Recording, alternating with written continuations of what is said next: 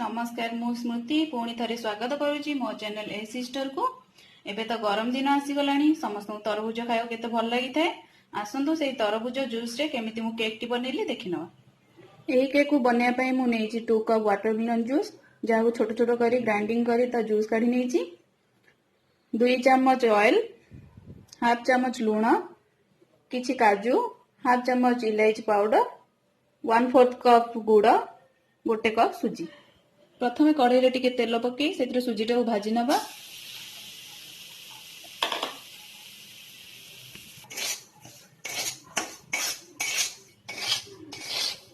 सुजी देखंतु टिके भाजी ହେଇଛି। ଏବେ ମୁଁ ଗୋଟେ ପାତ୍ରକୁ କାଢି नेबी।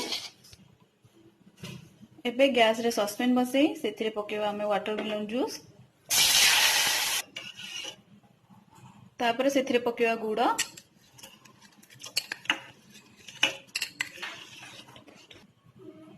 तापर सेथिरे पकेबा लूण, देन भल भाव गोले दवा और टिके बॉयल पे छाड़ी दवा।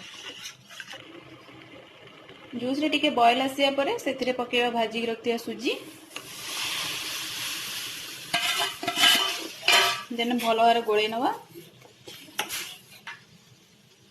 टिके जूस कमी गला परे सेथिरे काजू पकेई गोले दियंतु आउ थरे। एबे सेथिरे पकेबा इलायची गुंड, तापर तब गोली दियंतु।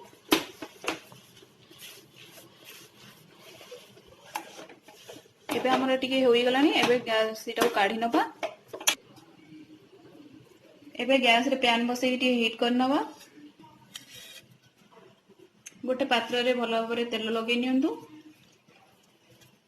एबे सेथिरे से मस्टर्ड टाउ दियंतु।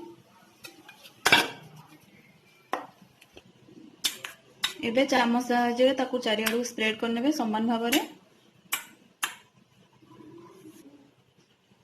एबे पैन ने स्टैंड रखी तापर पात्र टिके रखी घोड़े दवा। केक को 10 मिनट लो फ्लेम रे रखिया परे एबे काढी नवा बाहर। एबे बनी की रेडी हिची मोर तरबुज केक। घरे निहाती बनातु और समस्त को खाइबा को दियंतु। आपनों जदि मो वीडियो टी भल लागि थाए तो लाइक शेयर और सब्सक्राइब करिवे और नुआ नुआ नोटिफिकेशन प्रथमे पाइबा पे बेल आइकन को दबाइबे।